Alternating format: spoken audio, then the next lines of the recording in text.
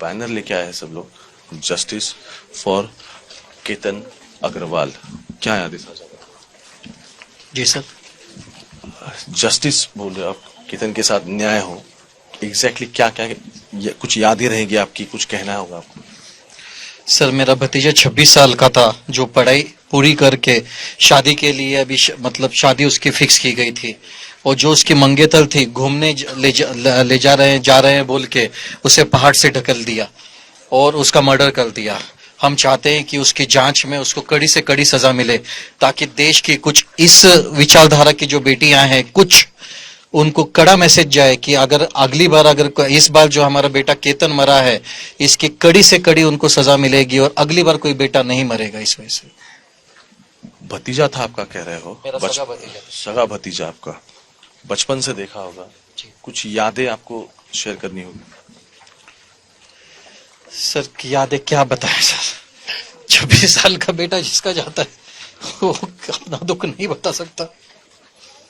हमारा जिसकी इस साल शादी होने वाली हो वो अगर मर जाए, चाचा बच्चों के कंधे पे जाता है, बच्चे चाचा के कंधे पे नहीं जाते। जो हमारा बेटा गया है उसका हमें न्याय चाहिए और कड़ी से कड़ी सजा उन्हें मिले, यही है मेरी दरख्वास्त है। बस यही बोलना है। एंगेजमेंट हुई थी, उसके बाद आपकी कभी सिया के साथ बात हुई? सर हमारे घर में वो कई बार आई है, कई बार हम फंक्शन में मिले हैं, कभी ऐसा शक नहीं हुआ हमें, कभी उसका ऐसा बलताव नहीं आया कि वो हमारे बेटे को मार देगी। उसका अंदर से ही प्लानिंग होगा, जिस वजह से उसने बराबर पहाड़ पे 2 3 4 बार ले जाके, प्रयासों में चौथी बार ले जाके और हमारे बेटे को मार दिया, तीसरी चौथी बार ले जाके हमारे बेटे को मार दिया। हमें कभी शक नहीं हुआ सर उसका। कभी उसके बर्ताव पर, उसके बात करने के तरीके पर कभी शक नहीं? सर हमने दिल से उसको बहू माना था, दिल से हमने उसको अपनाया था, इसलिए हमें अपनों पे कभी शक नहीं हुआ सर। लेकिन वो अपने नहीं थे सर, नाम सिया सा काम रावण सा, हमें कभी शक नहीं हुआ सर। हमारा बेटे को मार दिया। सगा भतीजा था इनका केतन अग्रवाल।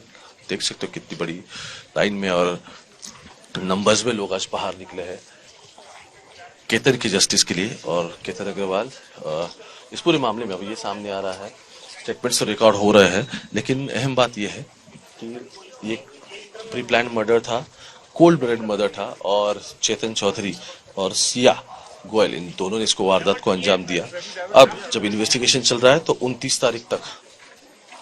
तारीख तक दोनों पुलिस कस्टडी में रहेंगे और उसके बाद 29 को उन्हें कोर्ट में उनकी पेशी होगी। अब ये बात तो सीधा हो गई कि फास्ट ट्रैक कोर्ट पे पूरा मामला चलेगा, लेकिन जैसे उन्होंने कहा कि सबके मन में दुख है, सबके दिल यहाँ दुख से भरे हैं, हाथ में कैंडल लेके, दिया लेके लोग आगे बढ़ रहे हैं, शांततापूर्ण से सब कुछ हो रहा है।